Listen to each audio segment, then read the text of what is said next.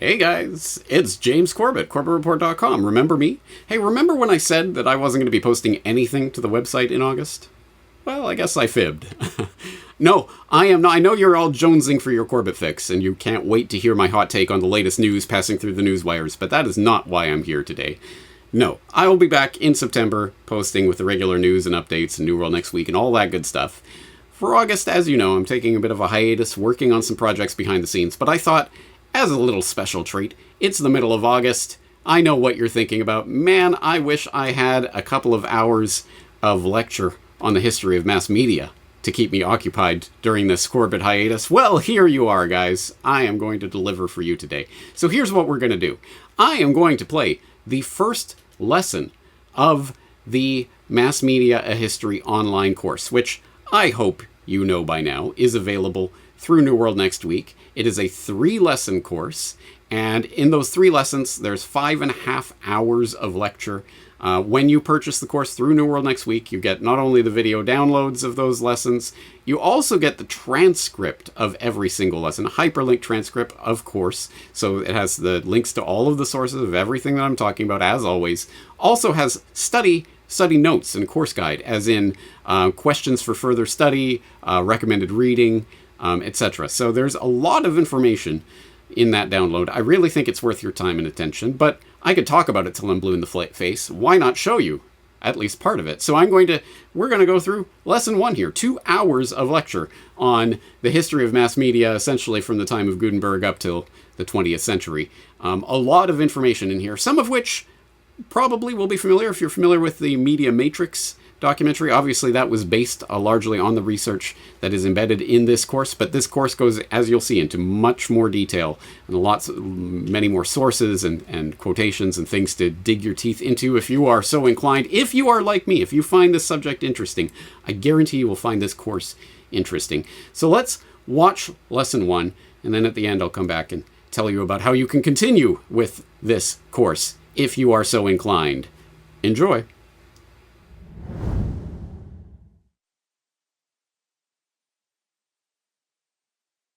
We are here in a course called Mass Media, A History. I am your host, James Corbett. It is November 2021, and we are in lesson 1, The Media Conspiracy. As always, I always want to start to share my sources and my notes and all of that. So there is going to be a link for this, CorbettReport.com/massmedia.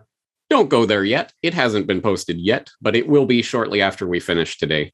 And it'll have all of the references to all of the specific things that I cite in this course and recommended reading as well. So as I said to the people who got here early, this is going to be a data dump of information. I'm going to try my best to get through it all, but we'll see how far we get today anyway.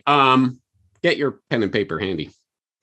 All right, so let's start by talking about what the course is going to cover, right? Fair enough. So you might expect this is going to be names and dates and figures and places. This is a history course, right? Well, no, this is a philosophical exploration of the meaning of media. And I think this goes to the heart of what it is I do and why I do it. I'm very excited about this topic because I think this speaks powerfully to the relationship of technology to society. How does the technology that we are using, or is it using us, structure our society? We have the relationship of media to power, an extremely important subject that I think should be obvious to people who are regular listeners of the Corbett Report. Media often speaks to power, and if the last 2 years has taught us anything, I think it is that media can, of course, have an incredibly profound effect on shaping political discourse and political, at least preparing the public for various political moves. We're going to talk about the question, what is the news? And people might remember if they saw, I had a video up a couple of years ago about the news is a social construct. It is used to program you or something along those lines.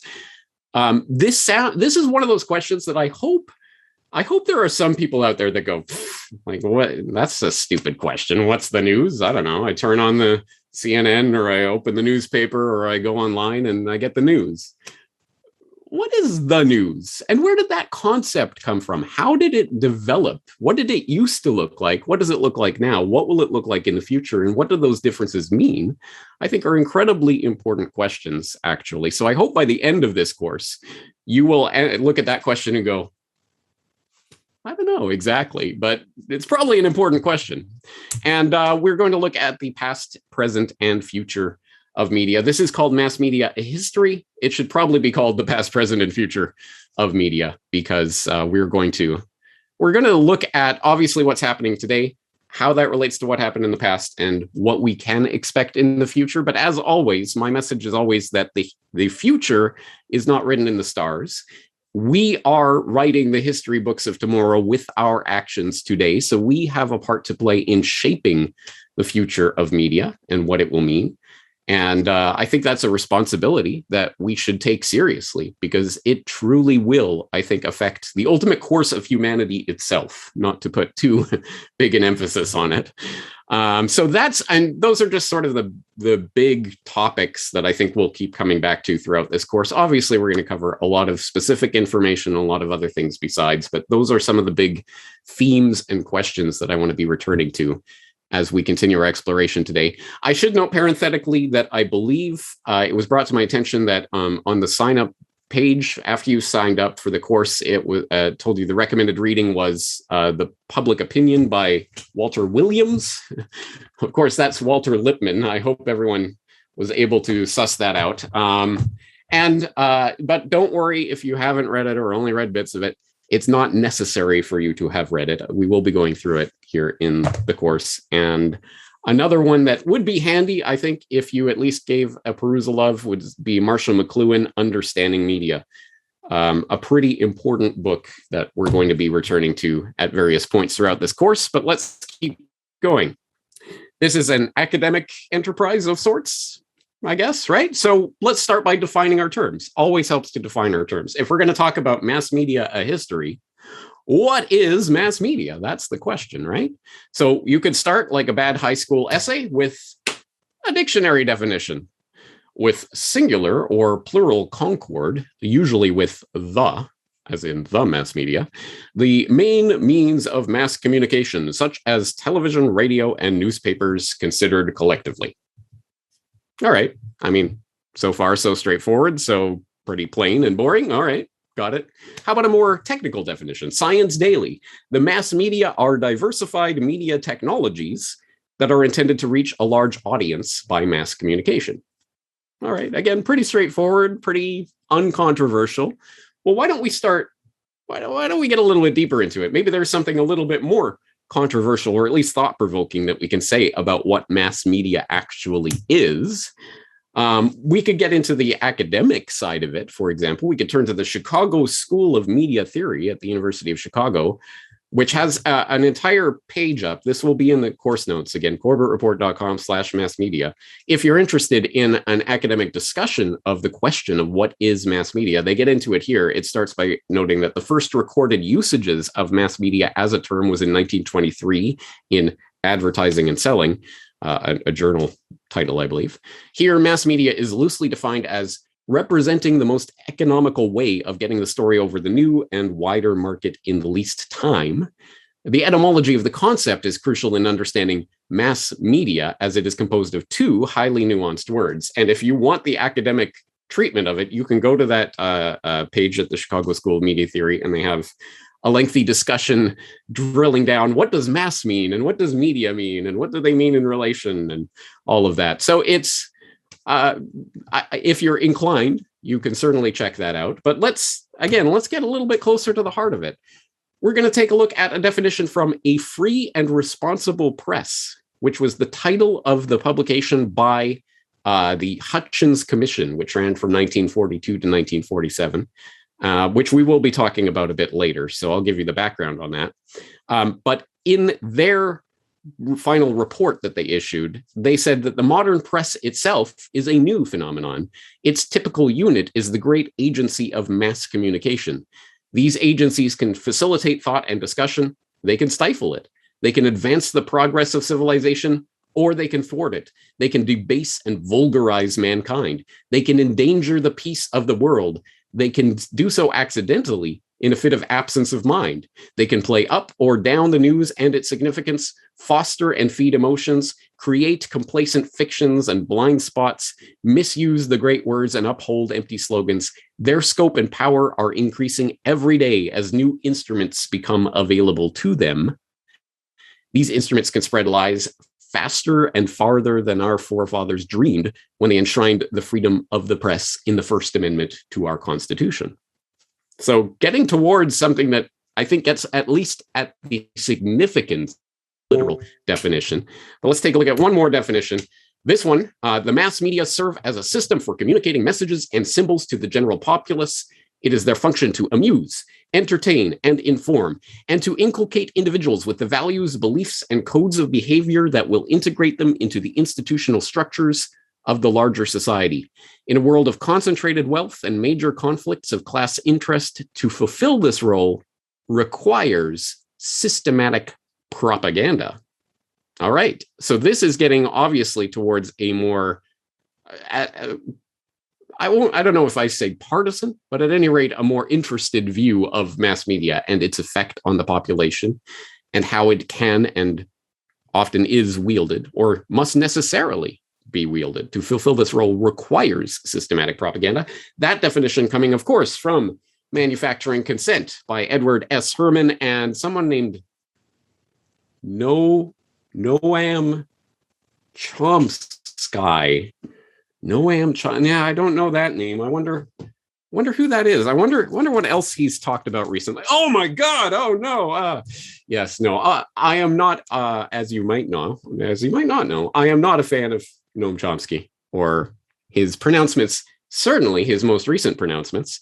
More on which in my last edition of New World Next Week, in case you haven't seen that. But this is actually a valuable moment that to interject that in the pursuit of an academic enterprise like we are engaged in here, looking at the deep levels of these issues, we have to separate ideas from the people saying them. And just because I strongly disagree with Chomsky on many of his pronouncements, especially with regards to the current situation, it doesn't mean that Manufacturing Consent is not a valuable book with a lot of valuable information, verifiable information, as well as an interesting framework for viewing media. And that's one of the books that I think we'll be getting into in more detail next week. But let's move on. All right. So the next logical question to ask before we actually get into the meat and potatoes is, why does any of this matter? Why should we care about mass media or its history or its future even? And I hope that some of those definitions at least point the way towards why we should be interested in this. Again, if clearly people are being led through mediated experience, and I don't know about you, I don't know about, sorry, I jumped the gun there. I don't know about your personal experience. I'm not an average person, right? I am someone who works online for a living. I do this all day, every day. So I spend an enormous amount of my life in mediated experience, either listening to podcasts, watching videos, writing and corresponding with people via email, getting comments and messages, producing podcasts and videos. I spend so much of my time in front of the screen that I'm surely not the average person, whatever that means. But I would like you all to reflect in your own lives. How much of your life do you spend in mediated experience? Any sort of experience of the world, the greater world outside, that is not coming directly from people in the same physical room as you. I would venture to say that, well, obviously, given that you're engaging in this, obviously some of your time is spent in mediated experience. And if you really start to think about it, it may be even shocking how much of your life is spent through some sort of mediated experience rather than direct lived experience. What does that mean? How does that shape your understanding of the world and ultimately who you are as a person? And I think once you start to put some thought into it, the question of, well, where is that media coming from and who controls it and for what purposes? becomes an incredibly important question. So why does it matter? It matters because, as we will see throughout this course, media itself really is structuring our civilization around it. It is not some sort of neutral tool that we use to further our ends of communicating with others. It is in some ways a tool that is using us. And if we allow that to happen passively without putting any thought into it, we can be led along in some very bad directions. So let's think about that. But on a much more personal note, I want to share this with you. So this is a picture of the Newcastle Evening Chronicle from 19 ? I have no idea the actual year of this. I'm going to say mid-century-ish, but I don't know the precise year. But that person in the middle holding the clock is my great-grandfather. And so he was working in the Newcastle Evening Chronicle machine room, operating the printing press. And I don't know exactly what he did with regards to that, but that was my great-grandfather. And in fact, because I grew up in Canada, all of my extended family is in England, I never met my great-grandfather. I think I met my grandfather once when I was a baby, so I don't really remember him. I didn't have any sort of experience with this or even know of this story until much later. I think I was in my teens before I even knew that this was part of my family history. But there you go, some relation to the press. And that, of course, is my great-grandfather holding the clock that he got for all of his decades of work in the machine room. Thank you very much for your lifetime of service. And over here, that's my grandfather, who also worked in the machine room at the Newcastle Evening Chronicle. And I believe I have an uncle that ended up being a delivery driver for the paper. So there are a number of people in my immediate family who have that direct personal connection to the newspaper industry, which we will be talking about in this first lesson.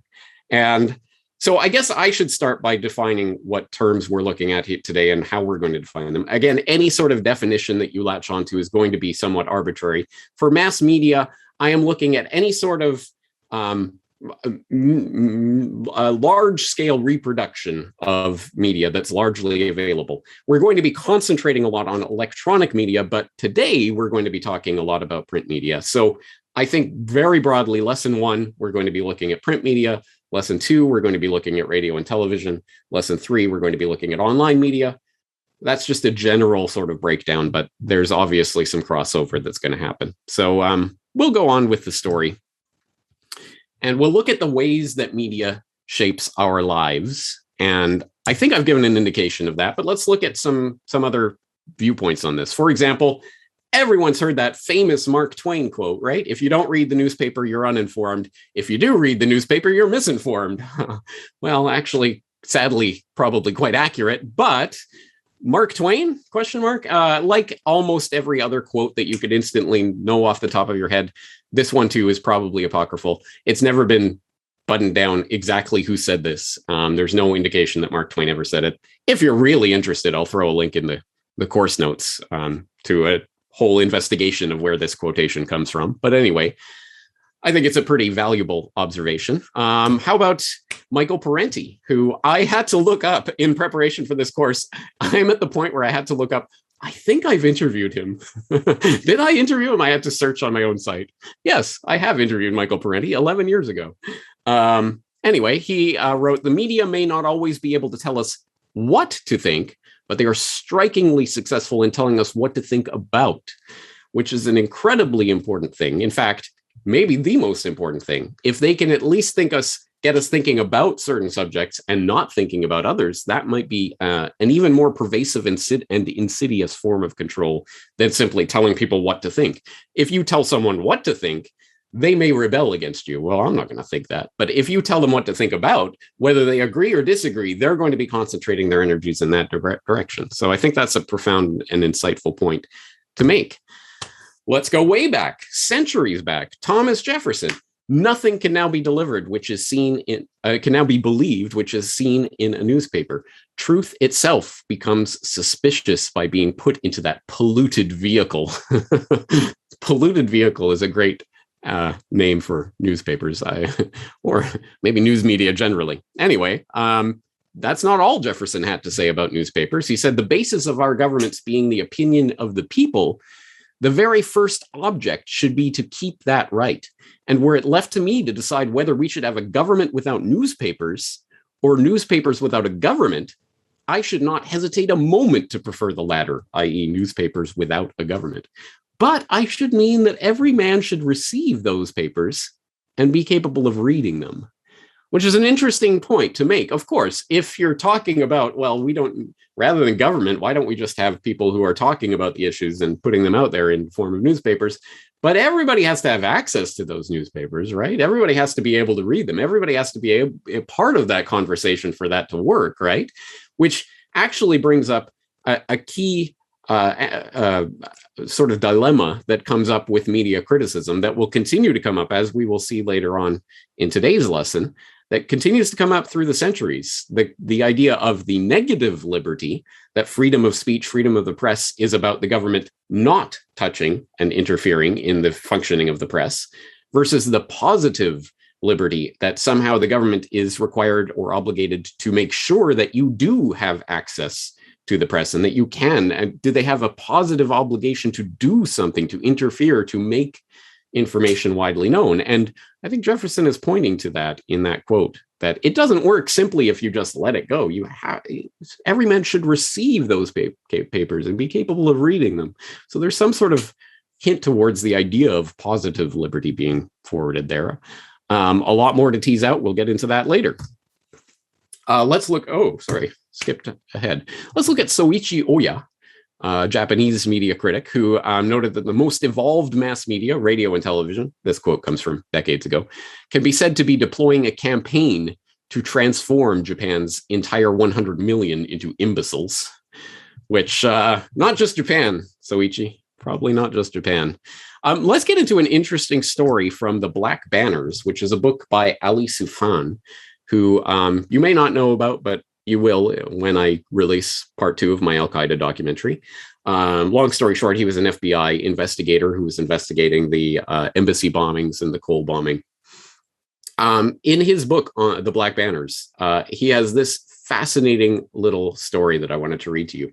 When the radio was first introduced in Saudi Arabia, conservative Wahhabi clerics denounced it as the devil hiding in a box. Wahhabism traditionally is suspicious of new technology, viewing modernity as an evil that takes people further away from the ideal way of life as practiced by the Prophet. The clerics demanded that King Abdul Aziz, Saudi Arabia's founder and ruler, ban the radio and behead the Westerners who had brought it into the country. The king relied on the clerics for domestic support and couldn't just dismiss their demands. If what you say is true, he told them, then we must ban the devil's work and we will behead those behind it. You are a great and wise king, the clerics responded, excited that he was siding with them. And so, the king said, we will hold a public trial tomorrow about this devil box and it will be brought before me. The king then secretly told the engineers working on the radio to make sure that the Quran was playing at the time of the trial. The next day, with the clerics present, the king ordered the radio to be brought before him. Turn this box on, he ordered. And as it was switched on, passages from the Quran were heard.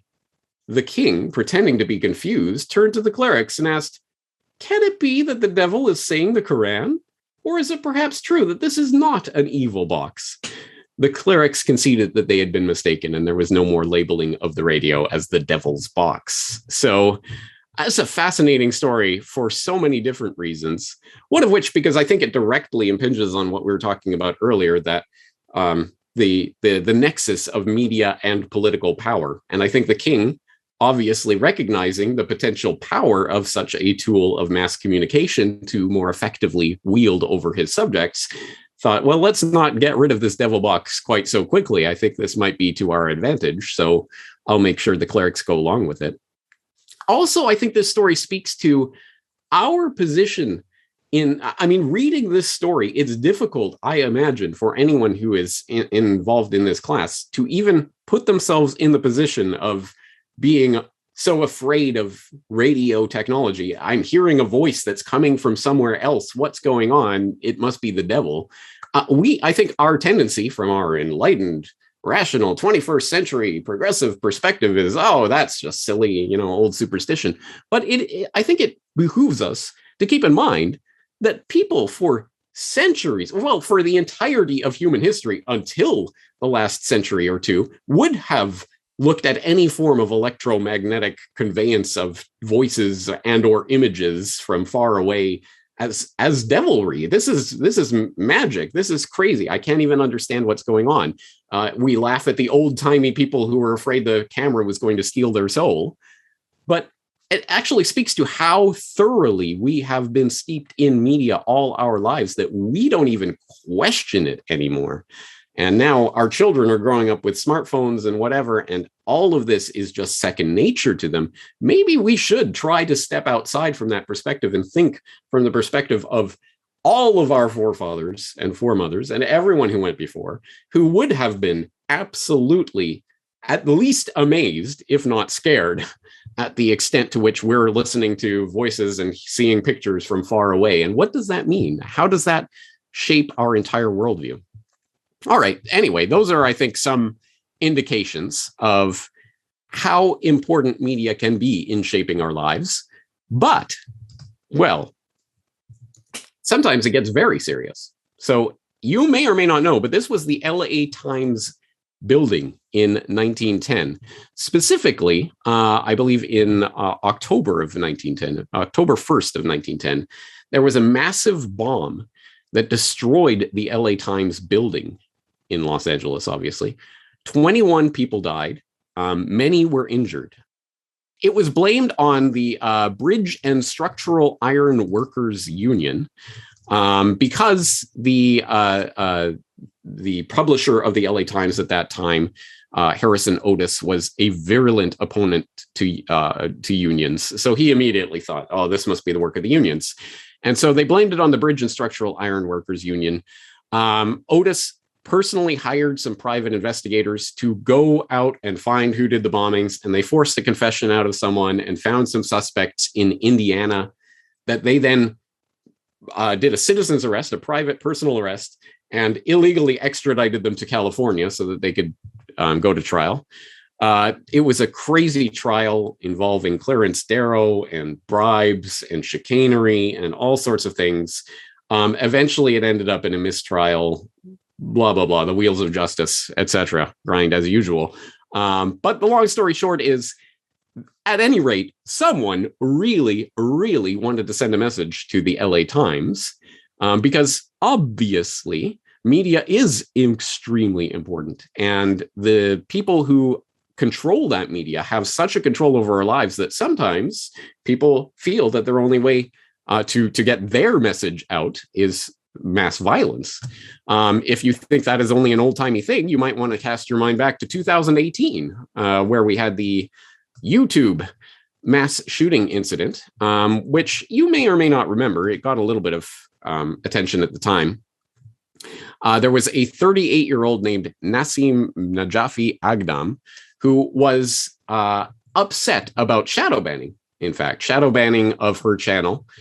She wrote about it at the time. What was she saying? YouTube filtered my channels to keep them from getting views. And there is no free speech in real world, and you will be suppressed for telling the truth that is not supported by the system. Videos of targeted users are filtered and merely relegated so that people can hardly see their videos. And she responded to this by taking some loaded weapons into the YouTube headquarters in San Bruno and opening fire, killing 3 people and then killing herself. So like the LA Times bombing, in the modern day and age, who cares about the LA Times? YouTube is where it's at, right? So these are the types of passions that media can incite in people, and for reasons that I think should be obvious to everyone involved in this. So the question then, I guess, is how did we get here? How did we get to this spot where, again, we live in this incredibly, almost pervasively mediated environment where I would say, most of the information we get is mediated, coming at us from a distance from third parties that we may or may not even know the names of. How did we get to this spot? And the answer lies, about 600 years back, specifically in Johannes Gutenberg. The Gutenberg conspiracy, which this is an interesting little tale. So people who don't know, of course, this is Johannes Gutenberg, the inventor of the printing press, essentially. Now, there's a lot of things to be said about that, but let's just get some biographical details. Johannes Gutenberg, born circa 1400, died in 1468. He was the son of a goldsmith in Mainz, Germany. He was producing coinage. His father was producing coinage as a companion of the mint. And so from his father, Johannes learned about metalworking. He became a skilled craftsman and an entrepreneur in the rising entrepreneurial class that was just coming up in late medieval Germany there. So Gutenberg was looking around for a good scam or scheme to get involved in. Well, not scam, but at any rate, something that he could apply his skills towards and hopefully make a buck or two. And he decided to target the pilgrimage to Aachen, which is something that happens every 7 years. It's been happening since 1349. The Aachen Cathedral displays 4 holy relics that they hold in their treasury.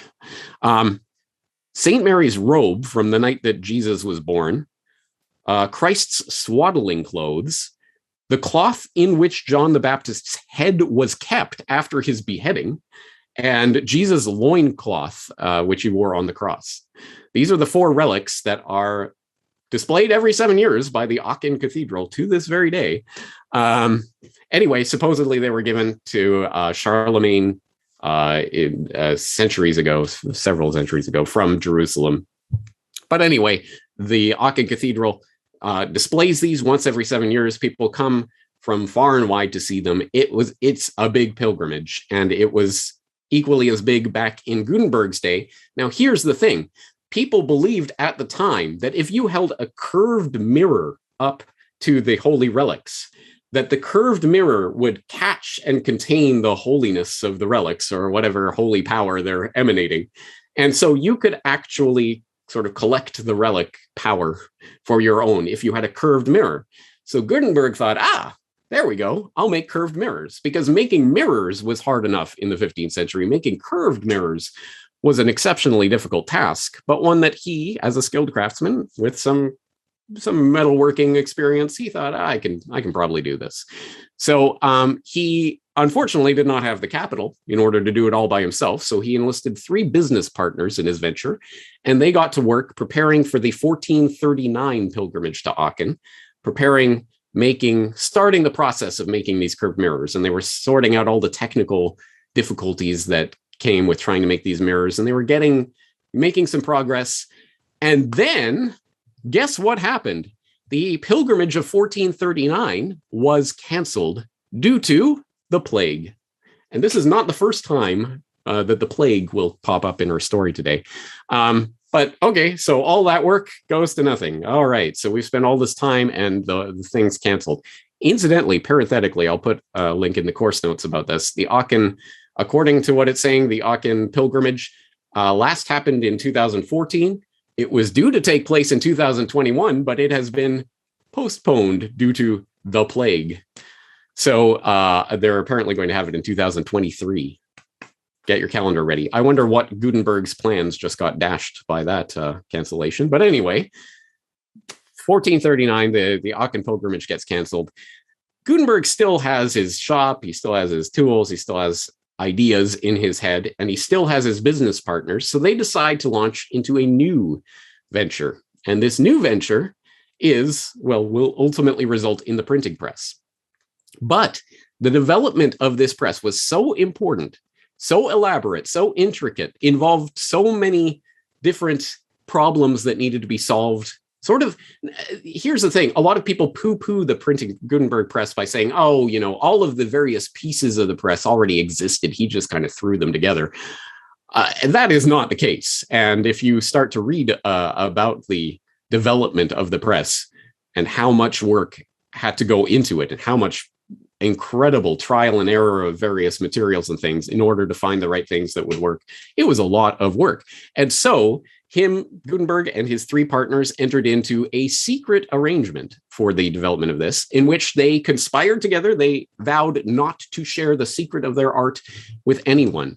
Specifically, Gutenberg's concept was so bold and the process to accomplish it so revolutionary that in 1438, he and 3 others entered into a contract that swore each of them to secrecy. What they called the secret art was so special that the contract further provided that should one of the partners die, his heirs would have no access to the secrets. Within a year, the plague had claimed one of the partners. As the partners had feared, the deceased siblings tried to force their way into knowledge, into the conspiracy, into knowledge about and an ownership share of the secret art. As part of this effort, they filed suit. A trial was conducted to determine whether the brothers of the dead partner could claim his share. The records of the trial forged the link between Gutenberg and the discovery of the movable type printing press. The records also display the extent to which Gutenberg went to protect the results of his work. Again, an exceptionally intricate process. Now, this comes from Gutenberg to Google by Tom Wheeler. And if the name Tom Wheeler means anything to you, then ding, ding, ding, you're paying attention. I have mentioned him before. He was the telecommunications lobbyist who Obama, in his infinite wisdom, appointed as the head of the FAA. FAA, right? Okay. Anyway, the Federal Telecommunications, whatever, blah, blah, blah. You know, that FTA? No, I don't know. I'm suddenly blanking on that. But anyway, that Tom Wheeler. However, having said that, and I would not want anyone to put any money into the pockets of Tom Wheeler. But having said that, from Gutenberg to Google, certainly with regards to the early history about Gutenberg and some of the later things that he writes about, is actually extremely informative. And I hesitate to recommend it because, again, it's Tom Wheeler. But again, we're separating the person from the information. And that book has a lot of interesting information, like about the Gutenberg conspiracy. And if you do go and read that book, you will find more details about what I'm talking about with regards to the incredibly elaborate process that was required to bring the printing press to fruition. Not only the foresight to look at the page, the printed page, and understand it not as a singular thing that would have to be reproduced in its entirety, but as a collection of tiny pieces of information that could be assembled and reassembled in any configuration in order to create new pages. Again, that seems so basic to us now because we understand how a printing press works. Before the development of a movable type printing press, even that conceiving of that was a leap forward, particularly interesting one, as we will see as we start to explore some different sources, theorizing and philosophizing about that. But beyond that, the technical details of this, the need to standardize the process for creating the same size letters for the type was itself a big deal in the 15th century. Obviously, no machine tools that like we know today that could standardize and make everything the same width and the same size and everything. I mean, that in and of itself was a huge process and hurdle that had to be overcome by painstaking trial and error. There was the finding the right material for the paper, not only the availability and making it cost efficient, but also the consistency of the paper, the moisture of the paper, and how long the paper could last before it started to degrade, and all of those kinds of things had to be kept in mind. And then finding the right formula for the ink. You had to balance the viscosity of the ink with the stickiness to make sure that it would stick on the type itself. A huge, elaborate process. If you are interested in actually seeing a Gutenberg press and how it works, well, we don't really know because there is no surviving example of Gutenberg's original press. I think the earliest is one from 100 or 150 years after Gutenberg. So we don't know exactly what Gutenberg's press looked like, but we have a pretty good idea of the process and what was involved. And there's, I can't remember which museum of printing or something, I think in California, that has online, unfortunately on YouTube, but anyway, has a demonstration video of how the press worked and how they had to roll the ink onto the beaters and how they beat them onto the type and then how they, it's a fascinating process. And to think that Gutenberg essentially, and his partners, but his partners were more business partners, could have solved all of those various problems to come together to make the movable type printing press. It truly was a feat of engineering. Don't listen to people who simply poo-poo it as, oh, he just threw together a bunch of things that already existed. I think there was a lot of art and skill that went into it. But the proof of the pudding is in the eating. So Gutenberg himself produced 180 of the Gutenberg Bible, which of course was the thing that he went into printing, and he made as the first attempt to sort of monetize his idea. And it's a fascinating process, even the printing of the Bible. Each new chapter or each new book of the Bible had a space left in the page. That then the idea was you take each page and you bring it to your local monastery, cathedral, whatever, I'm not sure. And the monks, the scribes, would then fill it in with the appropriate artwork and letters and what have you. It's an interesting process. Again, it goes through that in that demonstration video, which I will include in the course notes, corbettreport.com/massmedia. But he made 180 of those Bibles, which doesn't sound like a lot, right? But thinking in terms of the time, I mean, how long would it take to copy out the Bible by hand 180 times? Start now and let me know when you finish, if you finish. Obviously, it was a big advance in the ability to disseminate information. It was the first true mass communication technology. Smoke signals, do you think they would count? No, I think this is the first real mass communication technology, at least for our purposes today. And to put that into perspective, it is estimated that during the entirety of Gutenberg's life, the first 50 years of the 15th century, from 1400 to 1450, all of the scribes in all of Europe produced by hand, obviously, writing out manuscripts, about 20,000 copies of texts. Do you want to venture to guess how many books were produced in the 50 years after Gutenberg, from 1450 to 1500? So the first 50 years of the 15th century, 20,000 books produced in all of Europe. The last 50 years after the invention of the movable type printing press, 12 million.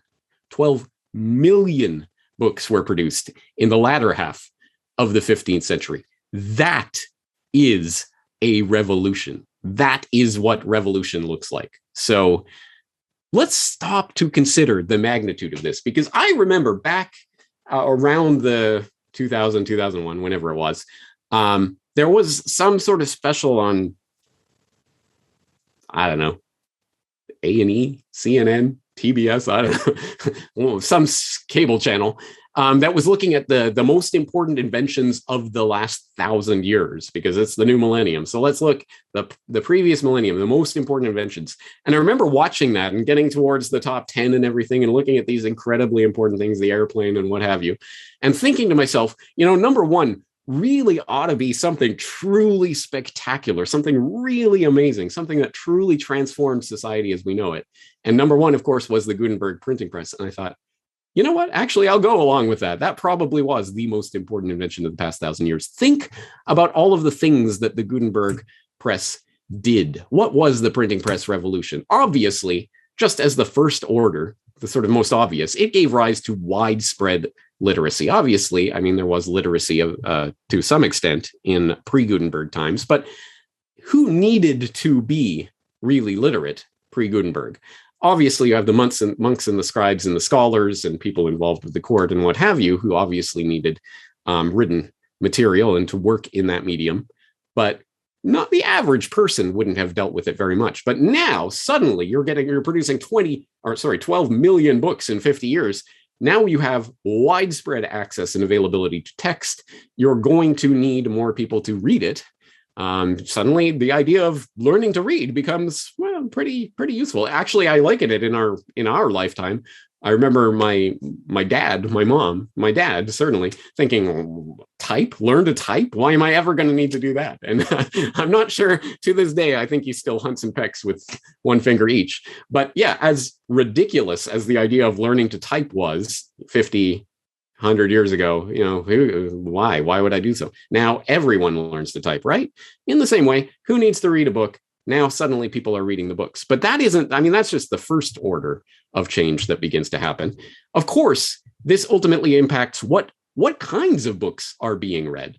Because pre-Gutenberg, as I say, if it takes all the scholars in all of Europe 50 years to copy out 20,000 books by hand, you better believe they are going to be copying out the most important books. It's not going to be, Joe Schmo's random diary or something. This is going to be important books. So to get a taste of that, it's been estimated that pre-1700, more than 50% of the books that were in circulation in Europe were ancient or medieval. As in the time-tested, obviously, we want to keep writing Plato and Aristotle and the Bible and the greats, the works of the great, medieval scholars and what have you. But, the idea of novel writing, I mean, why? I mean, you really think you're going to compare to Aristotle or something? Come on. No, but now that it's relatively easy to produce many books, well, okay, all right. So Joe Schmo has something he wants to contribute. All right, let's do it. I mean, it's no coincidence that the novel as a form starts to arise in the wake of this revolution. And of course, everything else that goes along with it, including pamphlets and eventually newspapers and things of that sort, which we'll get into that aspect of the revolution. What else was important? Of course, the Reformation. Would Martin Luther and the 95 Theses and all of that, would it have really proceeded in the way it did without the printing press, which, of course, as we saw, was immediately used to start printing Bibles in the vulgar tongue of all things and putting not only access to this information, but access to the means to communicate to others widely available. It started to transform society in ways that could probably hardly have been conceived of when Gutenberg was actually working on the invention itself. How about the rise of nation states? This is where it starts to get more philosophical and abstract, but exceptionally important. So I want to turn to a little bit of Marshall McLuhan, who writes about these types of things in Understanding Media. For example, he says, in the Renaissance, he says, nationalism itself came as an intense new visual image of group destiny and status, and depended on a speed of information movement unknown before printing. Today, nationalism as an image still depends on the press, but has all the electric media against it. In business, as in politics, the effect of even jet plane speeds is to render the older national groupings of social organization quite unworkable. An important point that I think we'll be returning to in maybe lesson 3. In the Renaissance, it was the speed of print and the ensuing market and commercial developments that made nationalism, which is continuity and competition in homogeneous space, as natural as it was new. By the same token, the heterogeneities and non-competitive discontinuities of medieval guilds and family organization had become a great nuisance, as speed up of information by print called for more fragmentation and uniformity of function. So McLuhan starts to ponder and theorize about the rise of nationalism and the nation state being predicated on the printing press revolution, but it gets even better from there. The desacralization of nature. So, for example, he also writes, print then challenged the corporate... let's start a little bit back. Print then challenged the corporate patterns of medieval organization as much as electricity now challenges our fragmented individualism. The uniformity and repeatability of print permeated the Renaissance with the idea of time and space as continuous measurable quantities. The immediate effect of this idea was to desacralize the world of nature and the world of power alike. I don't know about you, but I'm just electrified by McLuhan's ideas. I think there's something profoundly important about what he's saying there, that yes, even that idea, which I was talking about earlier, conceiving the page as not a page altogether, but as little individual pieces of information that can be reorganized into any configuration, you start to think of the universe in those terms, and you start to get the rise of the idea that what becomes, I think, the scientific method, the idea that there's order to nature, and it consists of discrete parts that can be pulled apart and looked at and reconfigured, and we can start to engineer the world. It's not some sacred thing that exists and has always existed. It's something that we can start to engineer. I think there is something to this. The idea of even the printing press starts to give rise to that. So, it gets pretty philosophical. But where do we take this? The question that's before us in this course, what is the news? And this is a question we're going to keep asking over and over at different times. Let's start in 1601, where we had what is referred to as the first newspaper. That is a highly contentious thing to say. I've read dozens of sources on this, and almost everyone cites a different first newspaper, but according to Wikipedia, which is never wrong, the World Association of Newspapers, which apparently there is a thing called the World Association of Newspapers, has said that this newspaper was the first newspaper. It's called the, oh man, I am not going to butcher the German tongue with this. I'll just call it the Strasbourg Relation. The longer title, a Relation aller Vernehmen und Genderwirkungen Historien, I don't know, which apparently translates into account of all distinguished and commemorable stories, which is interesting, isn't it? Yeah, this idea of the news. We have to think there, to a large extent, our conception of what the news is stems from this printing press revolution. Pre-printing press revolution, what is the news? I guess you've got a town crier that'll go through, or you have proclamations from the king that'll occasionally be read out or something along those lines. But the idea of a daily, weekly, monthly, periodically published compendium of stories about what is happening in your area, and even that concept would not have existed certainly pre-literate society, and to a large extent pre-printing press society. That wouldn't have been really feasible. It starts to become feasible, and I think I don't know if it's just historical coincidence or maybe there's something to it. Gutenberg was developing the printing press in Strasbourg. The first newspaper arises in Strasbourg 150 or so years later. I think there would be a fascinating study to be written. I'm sure it has been written, but I'll just say there's a fascinating study that would be able to trace the geographical roots of the printing press and the effects it had in different places. And then considering the political crackdown that occurred in various places on the printing press and how the crackdown or lack thereof resulted in things like the development of the newspaper. There's a fascinating study to be written there if there's anyone out there looking for their master's degree in media studies or something. But let's go on. This is available online. You can actually read even the first ever edition online. I'll put the link obviously in the course notes if you want to, but my Middle Ages German is a bit rusty. So let's turn to the first English newspaper. ? The first English newspaper, the London Gazette. Well, actually, it started off as the Oxford Gazette, but the Gazette is sometimes called the first English newspaper by some sources, although, again, this is highly disputed, at least partially because the question is this even a newspaper? But just to set the table, in 1665, King Charles II relocated his court to Oxford to escape the Great Plague. Here it comes again. Plague is important in massive upheaval, isn't it? In the capital, London, exiled courtiers were so terrified of the disease that they were unwilling to even touch London newspapers for fear of contagion, which would imply that there was already newspapers, wouldn't it? So how is this the first thing? I don't know. Anyway, for this reason, the Oxford Gazette was first published on the 7th of November, 1665, and that is sometimes commonly referred to as the first English newspaper ? It is it has a claim to be the oldest continuously published newspaper in the English language. But the question really is it a newspaper? It certainly isn't a newspaper in the way that we would think of a newspaper, where you're going to have stories about foreign events and domestic politics and sports and weather or whatever.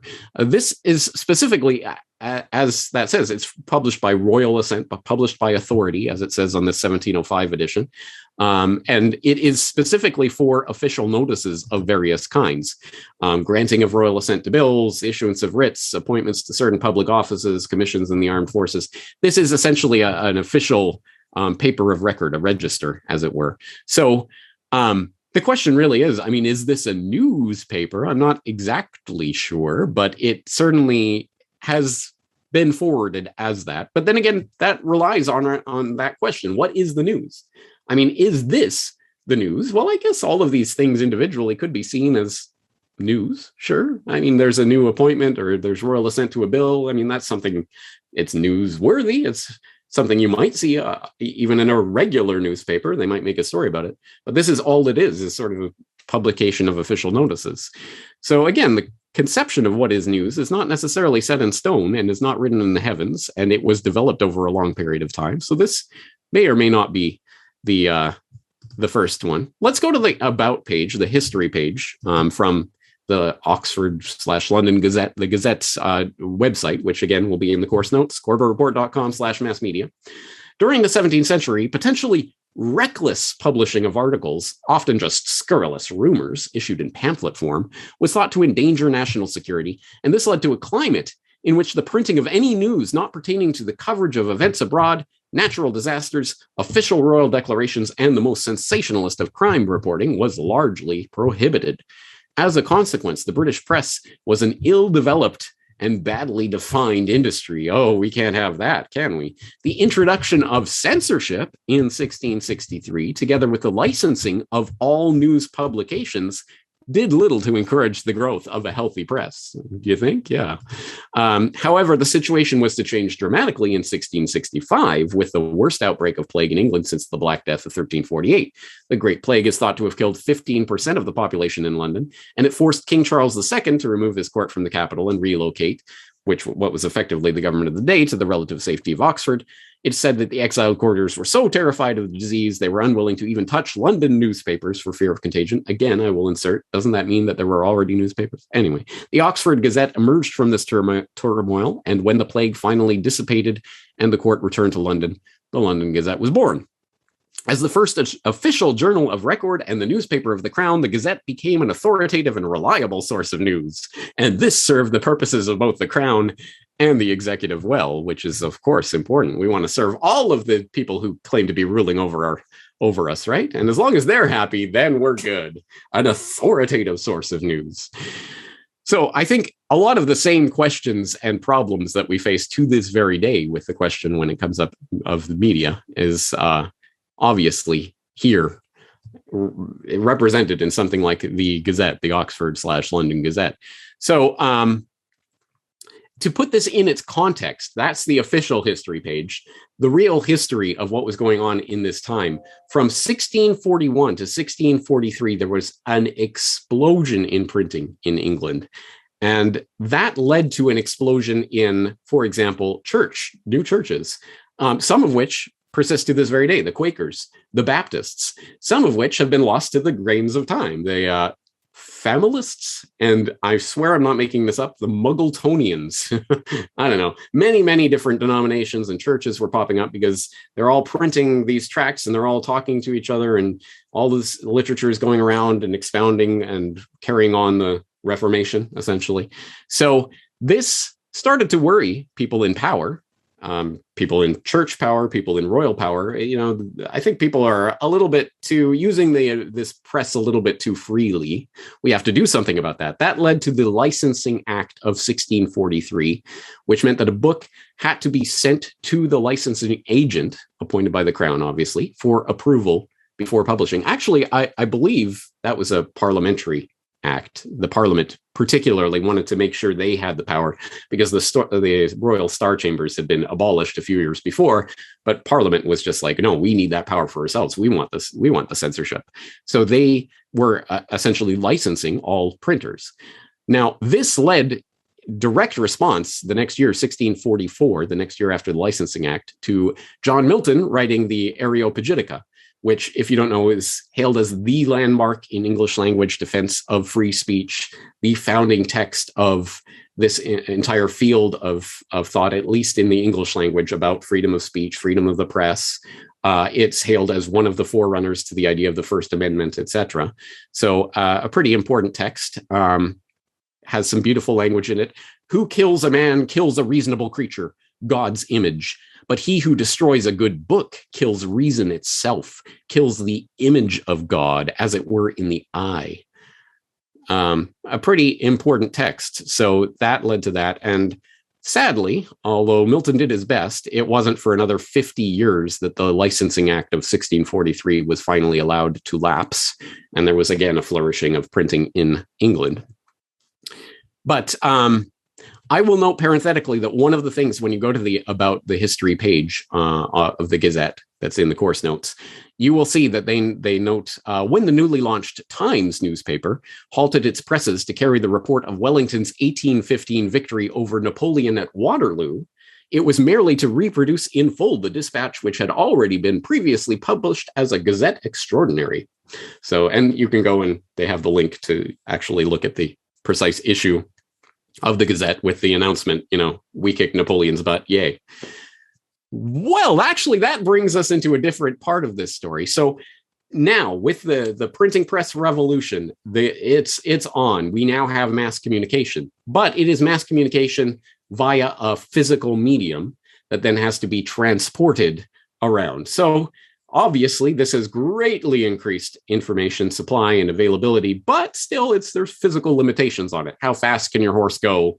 And where can it go? And, do you have the network set up to keep information traveling around the continent, etc.? It's crude by today's standards.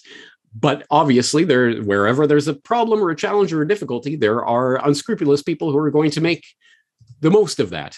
And of course, if we're talking about Waterloo and the news of Waterloo and who won the battle, well, if you happen to know, say 24 hours before the rest of England knows who won the Battle of Waterloo, you could make a lot of money on that, couldn't you? Now, this, of course, is the famous story of Nathan Rothschild having an extensive network through his brothers, through the family, an extensive network of couriers and things that allowed him to get news of the battle before anyone else. Now, there are various permutations of this story that go around, and I am not going to presume to come to any definitive judgment on which is correct today, but I will point you to some sources. I'll put them in the course notes. The official story, you can get the official story from the Rothschild archives itself, which essentially admit that, yes, Rothschild did receive information before it was widely known, but poo-poos a lot of the other aspects of the story. So I'll throw in an article from the Telegraph from 2015 that went to debunk the story of Nathan Rothschild receiving this information. And they pinpoint a lot of it to a pamphlet that was published in the mid-19th century by Satan, who was under the pseudonym Satan, was talking about the rise of the Rothschild family and had this story in it. And in that version of the story, Nathan Rothschild himself was at the Battle of Waterloo and witnessed the events and saw the victory, and then was shuttled by his courier network home, getting to the English Channel. And then there was a big storm, so no boats were going. And so he had to bribe some ferrymen to ferry him across the channel, and so he could get back and start trading for his profit. That's a pretty outlandish story. By all accounts, Rothschild was not physically in France, was not at Waterloo. France? Belgium? Oh, man. Oh, I'm so geographically not inclined. All right. Anyway, he was not at Waterloo. So then the story also has it that there was, again, the message was sent from the battlefield to Rothschild via horses, couriers, homing pigeons, all sorts of things have been talked about.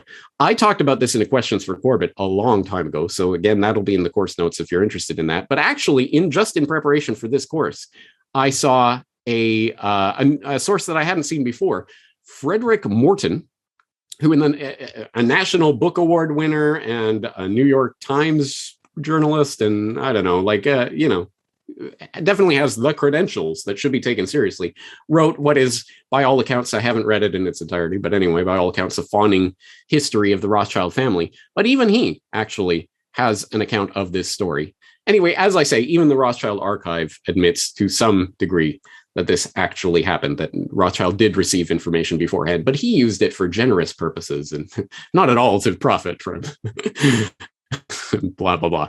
Anyway, I think the point of this story, again, whatever the truth of the story is, the point of the story is that information is power, but in an age where information is available, mass communication is available, but it has to be physically transported, then having physical infrastructure in place to transport that information is extremely important, isn't it? And that's why a lot of the history of, say, the 19th century, the American 19th century, is about the development of the railroad and how that transformed the geography of the United States in many ways. Towns that were extremely important as being port towns were suddenly being bypassed by the railway and suddenly become, secondary thoughts. Chicago became the second city because St. Louis was more reliant on shipping, and Chicago opened itself up to the railways, etc. So the idea of the transportation routes being an incredibly important part of the dissemination of this information becomes more and more important as the printing press revolution continues to play out in the preceding centuries. Until, could you imagine, what if we don't need a physical medium in order to transport information from one place to another? And that, my friends, is the next revolution, the telegraphy revolution. So basically, long story short, for anyone who's interested, the telegraph essentially is a circuit being opened or closed at one end that produces an action at the other end. And that general idea had been around since at least 1753, when it was first proposed in a scientific journal. It was demonstrated on numerous occasions throughout the late 1700s, early 1800s. There was even a bizarre experiment in 1804 delivering shocks to people who could then call out an assigned letter. I guess each person was assigned a letter. So if you gave a shock to the person whose letter B, he would shout B or whatever. Anyway, that's one way of doing it, right? But more seriously, of course, the idea of, well, okay, we can telegraph, we can send electronically some information, we can develop some sort of code for it. This all coalesced with Samuel Morse, of course, Morse code and the development of the telegraph, the first telegraph line and all of that, right?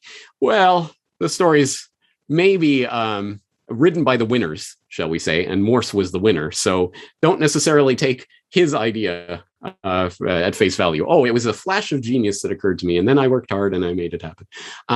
Again, I will refer back to Tom Wheeler, from Gutenberg to Google. He has a great encapsulation of this story.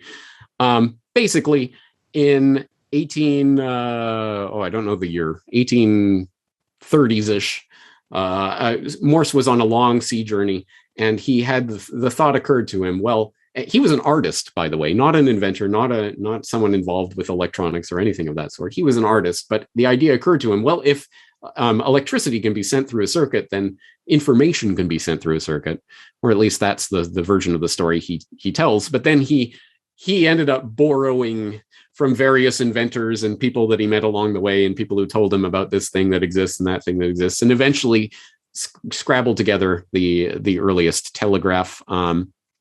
Morse didn't even develop the Morse code. He had an idea for how to translate what was coming through the wires into language, but it was his one of his assistants, Vail, Harry Vail. I can't remember the guy's name, but Vail essentially developed what we now know of as the Morse code. But you better believe Morse did patent it. So he definitely made the most of it. And he did send the first official telegraph from the Supreme Court in the Capitol building in Washington to Vail in Baltimore. It was the first official message sent over. I mean, obviously, there'd been many, many tests and things along the way, but this was the first time an official message was being sent.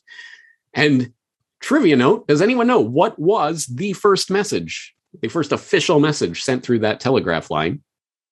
The answer is, "What hath God wrought?" Yes. It seems Morse, when he was in Washington and doing the politics and making sure the line was in place and all of that, he was staying with someone, and he fell in love with that someone's daughter, his 18-year-old daughter. Morse was 53 at the time. And he allowed her to choose the message. And she, being a good, devout Christian, decided to use numbers 23:23. Surely there is no enchantment against Jacob, neither is there any divination against Israel. According to this time, it shall be said of Jacob and of Israel, what hath God wrought? Which in its context is an amazing, like, oh, God has done amazing things. What hath God wrought? It's beautiful. It's what hath God wrought? Exclamation mark. So what hath God wrought became the first telegraph that was ever sent. But when it was reported on, the question became, well, there was no punctuation at the end of that. Is that a what hath God wrought, or is that a what hath God wrought? Which, again, Wheeler writes about in From Gutenberg to Google. Over the years, there's been much confusion about the punctuation of the first telegraph message. The message was commonly believed to be an interrogatory statement that closed with a question mark, That, however, is not how the phrase appears in Scripture. In Numbers, the phrase closes a passage of exultation about Jacob and Israel with an exclamation point. Morse transmitted the message without punctuation as "What hath God wrought?" After the message was transmitted, it was transcribed, at which time a question mark was added, even though one was not transmitted. It might seem like a little bit of trivia, but actually I think this speaks to an important point. Because, of course, telegraphs were immediately put to the use of conveying not just information, but news, important news, right? So the question of how do you render language in this new Morse code and then send it through the wires, and you got to pay for each letter, you're going to have to shorten it up and find different ways of encoding this information, and what gets left out, and ultimately then what interpretations have to be done with that information. It presents an actual real question about what message this media is designed to send. A little foreshadowing for someone we'll be talking about later. Anyway, all right, so what is the news? 1800s edition. We get the rise, of course, after the telegraph, we get the rise of these news agencies. And again, this is not something that was written in the stars. This is not something that was always there or always meant to be. It's, okay, people looked at that and looked at the development of telegraphy and thought, okay, now we can transport large volumes of information across large distances. Well, how do we use this to our advantage? And so, of course, they set about commoditizing the idea of international news. So the first one to really take advantage of this was Agence Havas. It was headed by someone named Havas. I forget his first name at the moment, but Agence Havas eventually became AFP, Agence France Presse, which obviously still continues to this day. And you'll still, if you note when you're reading a news article, sometimes you'll see via AFP or Agence France Presse or something like that at the top. And Agence Havas pioneered the collection and dissemination of news as a commodity. So their idea is, we'll take news. Look, we've got agents in Paris and London and Berlin, whatever, and they're all connected by telegraph. We can collect the news from Paris and send it to London instantaneously, essentially, at the speed of light. And we can get the information there so they can publish it in their newspapers. We'll make that our business. And we will collect this information. We'll write the little report. We'll send it over to them and they'll publish it in their newspapers. So people will subscribe to them. It's a business model now, sending information as news. And of course, since it was a profitable business, other people jumped into it fairly quickly. One example is that Agence Havas had some employees, one named Paul Julius Reuter. Another was named Bernard Wolff. Reuter was in London. Wolff was in Berlin. And they both went and formed their own competitive agencies. I don't know if Wolff still exists or what form it still does, but obviously Reuters still exists, and to this very day. Also along those lines, the AP, the Associated Press, which started out as the New York Associated Press, Telegraphic Agency, was founded in 1846 by 5 different New York dailies that were trying to share the cost of reporting the Mexican-American War. Basically, of course, I mean, each newspaper, I guess, could send a correspondent or something like that. But that seems, oh, no, we got this telegraph. We'll get someone over there to be our agent and they'll send the news to us. And hey, we can do that in a lot of different places. Let's start this telegraphic agency. So that was the origins of it. And I will note, again, another playing on the media conspiracy theme, there was a conspiracy of sorts, an investigation in 1892 by Victor Lawson, who was the editor and publisher of the Chicago Daily News, revealed that several principals of the NYAP, the New York Associated Press, had entered into a secret agreement with United Press, a rival organization, to share NYAP news and the profits of reselling, which was a big scandal at the time, and I think eventually resulted in the dropping of NYAP and it became AP. But anyway, as you know, AP is still around to this day, and still the same idea. They're collecting information at these various parts, and then they're homogenizing it and sending it out, and people will publish that, sometimes word for word, sometimes they might add to that reporting. But the idea is it's a centralized, decentralized activity, if that makes sense. There is a central organization that is collecting from many different nodes on this network and then sending it out to others who subscribe to them. So then the question of what hath God wrought, exclamation mark or question mark, becomes, as I say, a real thing in the age of telegraphy news, because suddenly we have to send a lot of information through these wires that are extremely expensive.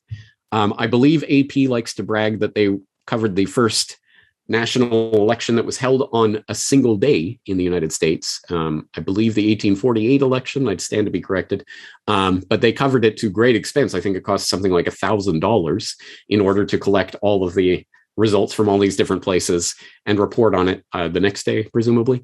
And $1,000 back in 1848 was a lot of money.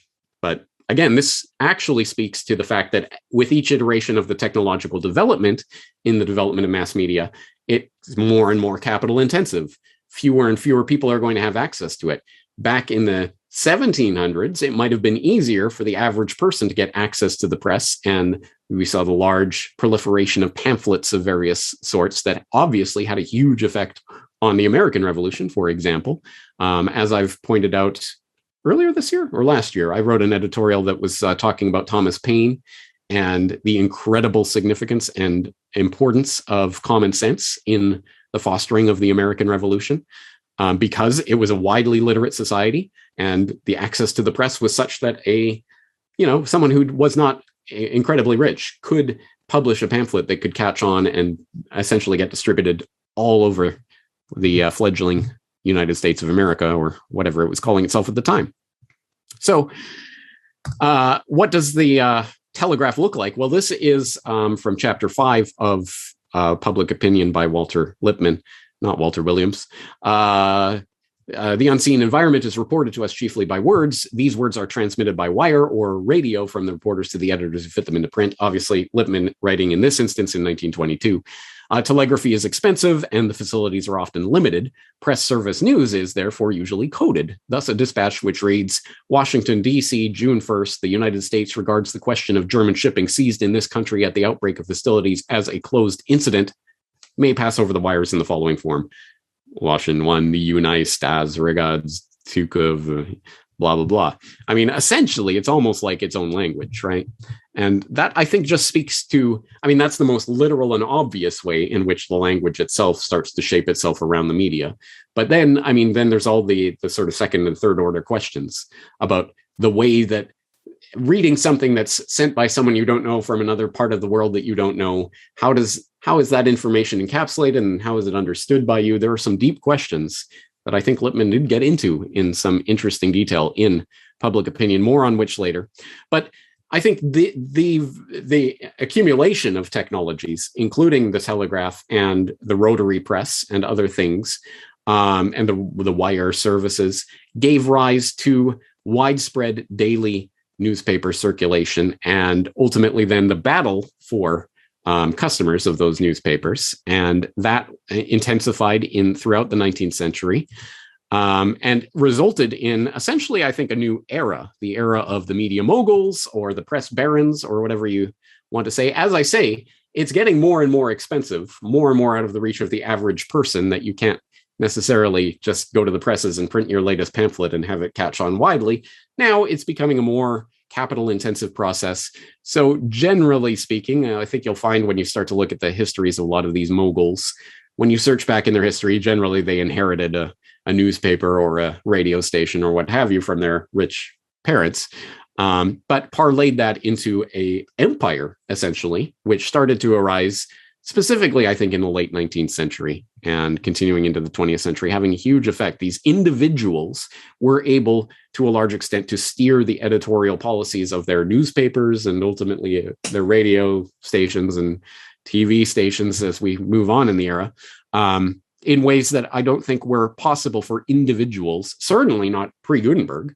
The idea of a single person thousands of miles away from you being able to control the minds of millions of people would have been absolutely outlandish pre-printing press. And even at post-printing press, before the telegraph, before the invention of the rotary press, before all of these inventions, it would have been extremely difficult.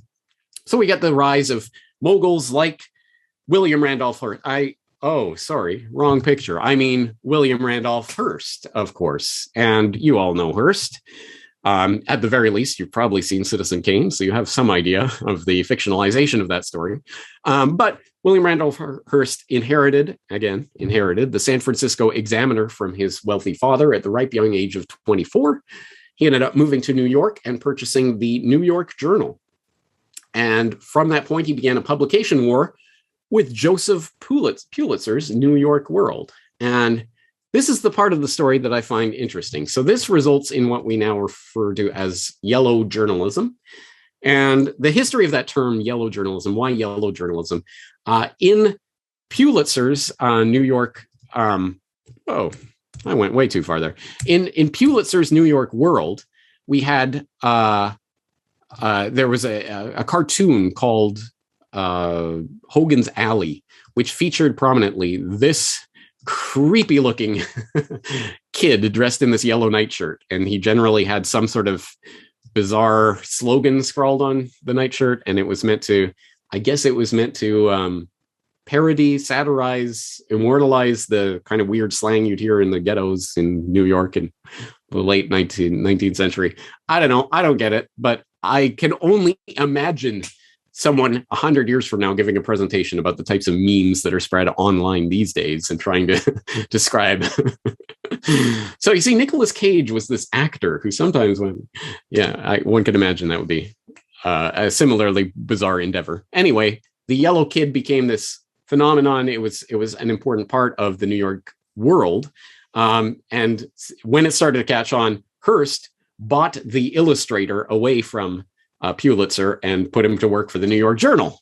And so essentially the yellow kid followed him over to his paper. And that's where the term yellow journalism comes from. Now, on the right side of the screen here, you see the New York Journal from 1898, right? The destruction of the Maine, of course, right? And just looking at the layout of that newspaper, it is something that I think we would understand as a newspaper layout, right? But not necessarily people from earlier in the 19th century. That in and of itself was an invention, as it were, and often credited to the yellow journalists, Pulitzer and Hearst and others that were engaged in their circulation battle. They started to make headlines bolder and bigger and more sensationalist. They started to use illustrations and colorful and interesting layouts and things to grab readers' attention immediately. And, as is often alleged, to dumb down the news. And so that is the legacy of William Randolph Hearst that he's best known for. In fact, he's probably best known for the immortal quote, "You furnish the pictures and I'll furnish the war," which he said to a reporter who got to Cuba and said, "Well, there's nothing happening here." And he said, "Oh, you furnish the pictures and I'll furnish the war." And he did. Destruction of the warship Maine was the work of an enemy. We have to get those damn Spaniards. He loudly proclaimed from the front page of the New York Journal that it was Spain and we got to go after them, and roused up his readers out of genuine belief and patriotism, or out of a cynical ploy to get readership. Well, I don't know. At any rate, did he actually say, "You furnish the pictures and I'll furnish the war"? As I said before, like pretty much every quote, that one's probably apocryphal. Again, I'll throw a link in the course notes if you're interested in hunting that down. But anyway, at any rate, this was the result. And it is now fashionable to say that yellow journalism and its role in ramping up, say, the Spanish-American War and other things has been overblown. And it wasn't actually. That's what scholars like to do after a century of basically consensus. They like to come along and say, well, actually, you're all wrong. But certainly, I think palpably, it did gin up some war sentiment in the public, certainly in New York, and as a knock-on effect in other parts of the United States. And ultimately, in fact, this reached across the pond, as we'll see in a moment. But let's look at some other people. Adolph Ochs, who is maybe not a name that you would recognize immediately, unless you're into such things, but you might recognize the name Sulzberger, because there is someone by the name of Sulzberger who is the current publisher of the New York Times. There has been a person by the name of Sulzberger at the helm of the New York Times for a lot of the past century, and that's because it relates back to Adolph Ochs, who took over the New York Times in 1896 and then passed down the publishership of that paper through the generations. first to his son-in-law, Arthur Hayes Sulzberger, then to the husband of his granddaughter, Orville Dreyfus. Dreyfus? It's spelt two O's. And then to Ock's grandson, Arthur Ock Sulzberger, and then to his great-grandson, Arthur Ock Sulzberger Jr., and to his great-great-grandson, the current publisher of the New York Times, Arthur Gregg A.G. Sulzberger. So it has been a family affair for a very, very long time, and I don't think I need to elaborate for anyone who's in my regular audience the lies, omissions, and various scandals that the New York Times has been involved in, certainly in recent history, but go back throughout history and you will find many, many examples of that. In fact, one of the books that I will recommend later, it's called The Gray Lady Winked by Ashley Rinsberg. Don't worry, I will have that on my recommended reading list, so you can go check it out. I have my reservations about certain parts of this book, but at any rate, it does give a pretty good overview of some of the things the New York Times has been involved with over the years, covering up Stalin and Stalin's starving of his population and other such things, active complicity in the Hiroshima bombing, etc. So yeah, the New York Times. What else needs to be said? Let's go, again, this is not an American phenomenon. This was happening all over the world. For example, who knows this person by face? Probably not that many people today, but this is Alfred Harmsworth, first Lord Northcliffe. So this, Alfred was born to a well-to-do family, but not a particularly central to the power structure family. He was born in Ireland. His father was a British barrister. His mother was Irish matriarch, whatever that means. That's the way she's described. So he grew up well-to-do, and he was educated in England. In fact, here's your little trivia tidbit for today. He went to Henley House School, a boarding school, presumably, in England, which was attended by A.A. Milne, who, of course, you will know, is the author of Winnie the Pooh. And it was A.A. Milne's father, who was J.V. Milne, who was a master at the school, who was apparently the one who encouraged Alfred Harmsworth, as he was then known, before he became Lord Northcliffe, to start the school newspaper. So in a way, somehow you can kind of mix that together and say we have Winnie the Pooh to blame for the Daily Mail. Because, of course, as you may or may not know, Alfred Harmsworth made it, well, he started publishing cheap but very popular periodicals and started amassing some money that way, which he parlayed into purchasing failing newspapers and then applying the lessons of yellow journalism. And, okay, I can make it sensationalistic and widely increase the circulation. And that's exactly what he set about doing. First, he purchased the Evening News, the Daily Mail, the Daily Mirror. Eventually, he got the Times and the Sunday Times. So he had a vast, incredible newspaper publishing empire that had a very large sway over the public of England in a very important time in English history, which you will know if you have watched the World War I conspiracy, CorbettReport.com/WWI. Absolutely, the English press, and Lord Northcliffe among them, was extremely important in that. So just as an indication of that, one of his rival papers, The Star, wrote that next to the Kaiser, Lord Northcliffe has done more than any living man to bring about the war, World War I. And if you need more indications of that, I would recommend, of course, Hidden History, which was one of the key sources for my work on World War I conspiracy. Also, Prolonging the Agony has a lot more information about Northcliffe and his machinations. But let me see. I think I have something marked here. So in Hidden History, The Secret Origins of the First World War by Jerry Docherty and Jim McGregor, they just note that the revolution in newspaper circulation with its popular daily papers, magazines, and pamphlets bypassed the Times in the first years, as in the London Times. People in the UK hate it when I say London Times. It's just the Times, but it kind of gets confused with other Times, okay? The Times, in the first years of the 20th century, but did not alter its focus. The paper was, however, ailing and in danger of running an unsustainable loss. Its savior, Alfred Harmsworth, was on first consideration an unlikely guardian of the secret elite's public voice. As leader of the Yellow Press, a term of utter contempt derived from the sensationalist journalism developed in New York at the turn of the century, Harmsworth did not naturally belong inside the elite, but as his extensive stable proved, sensationalism sold newspapers and they wielded immense influence. He bought up a very large section of the London-based press, including the Daily Mail, the Daily Mirror, the Daily Graphic, Evening News, and Weekly Dispatch.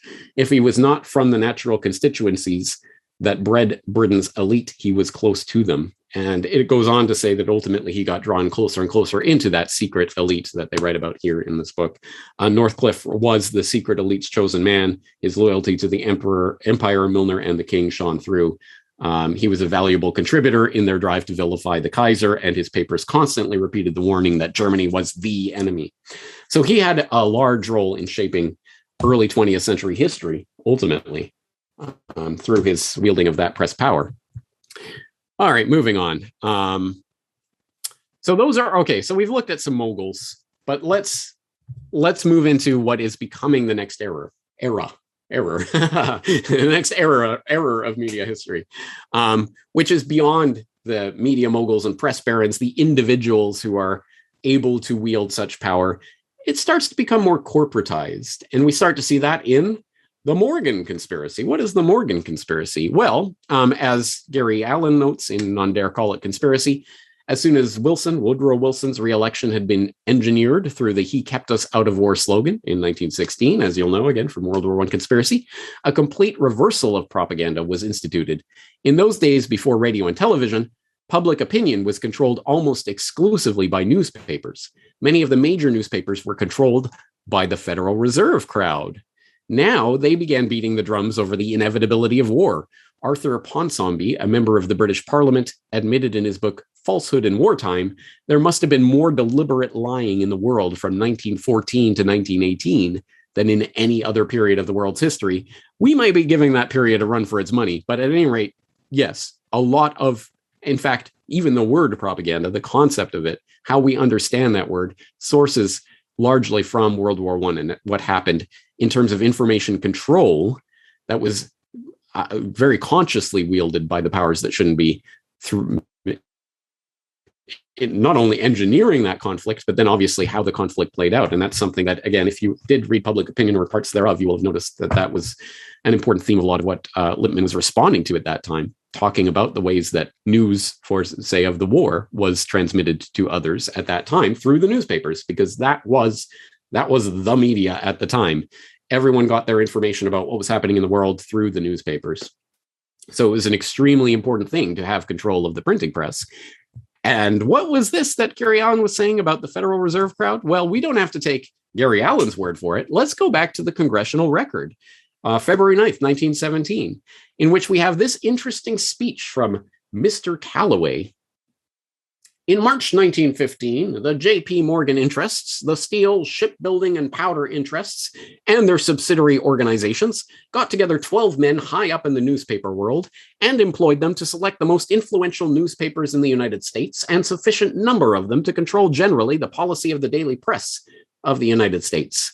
These 12 men worked the problem out by selecting 179 newspapers and then began, by an elimination process, to retain only those necessary for the purpose of controlling the general policy of the daily press throughout the country. They found it was only necessary to purchase the control of 25 of the greatest papers. The 25 papers were agreed upon. Emissaries were sent to purchase the policy, national and international, of these papers. An agreement was reached. The policy of the papers was bought, to be paid for by the month, and an editor was furnished for each paper to properly supervise and edit information regarding the questions of preparedness, militarism, financial policies, and other things of national and international nature considered vital to the interests of the purchasers. This contract is in existence at the present time, and it accounts for the news columns of the daily press of the country being filled with all sorts of preparedness arguments and misrepresentations as to the present condition of the United States Army and Navy, and the possibility and probability of the United States being attacked by foreign foes. This policy also included the suppression of everything in opposition to the wishes of the interests served. The effectiveness of this scheme has been conclusively demonstrated by the character of stuff carried in the daily press throughout the country since March 1915. They have resorted to anything necessary to commercialize public sentiment and sandbag the National Congress into making extravagant and wasteful preparations for the Army and Navy under the false pretense that it was necessary. Their stock argument is that it is patriotism. They are playing on every prejudice and passion of the American people. War propaganda. And according to this, which again is coming from the Congressional Record, this is a speech by Mr. Callaway, who's a congressman at the time, in the context of a discussion about munitions and profits that were being made on this coming war and why the U.S. seemed to be being steered into the Great War. And this came up.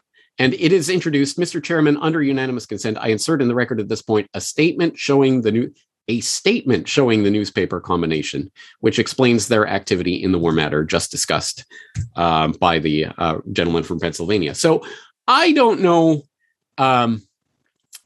what is the nature of this statement, and where is he getting it from, and where did it, how did he source this? And it's comforting in its specifics. March 1915, the J.P. Morgan interests, 12 men selecting 179 newspapers. They decided 25 papers were agreed upon, and emissaries were sent out. Okay, which papers, and who are the 12 men, and how do we know this information? And where did this all come from? I'm not exactly sure on the details of where this ultimately came from.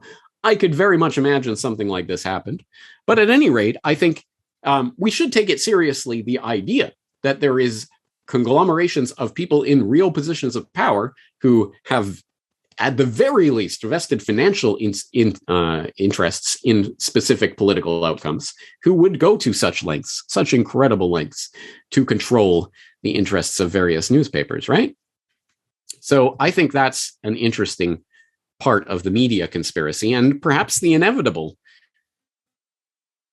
playing out of the printing press revolution, which was a type of conspiracy, towards the Morgan conspiracy. I think there's a line of historical continuity there. But let's move on, and let's just look at some critics of the age, people who had important things to say about what was going on in terms of media, mass media, during this era specifically, the era of newspapers and print media being the primary form of mass communication. And again, you may or may not have seen, I did put on a recommended reading list, Walter Lippmann, Public Opinion.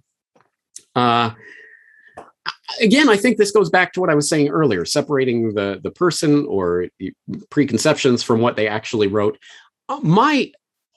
For years and years, my only understanding of Lippmann came through Chomsky, who would occasionally refer to Lippmann as the man who coined the term manufacturing consent and was lumped in with Bernays. He's this propagandist who wants to control the masses and what they're thinking through the press and things like this. I would hope, if you have read this, or at least parts of it, certainly the section on newspapers, I would hope that you come to the understanding this is actually a very thoughtful and very interesting critique of the media as it stood in the early 20th century. I certainly do not agree with all of the proscriptive ideas of what Lippmann thinks should be done or how it should be done, but he is an insightful critic of what was happening at the time with regards to media. And I don't know if Thad would agree with me on this, but maybe interesting pre-postmodernist in some ways. At the very least, he talks in great detail about the social construction of things that we consider to be facts and truth, and where does this knowledge come from anyway, and how do we know what we know, and those sorts of things. I think there's some really interesting philosophical ideas in here, and some insightful analysis. Just sort of the general background, Lippmann has been considered the journalist of his age, perhaps the most influential journalist in America, if not the world, in the time period he was writing. He was born in late 19th century.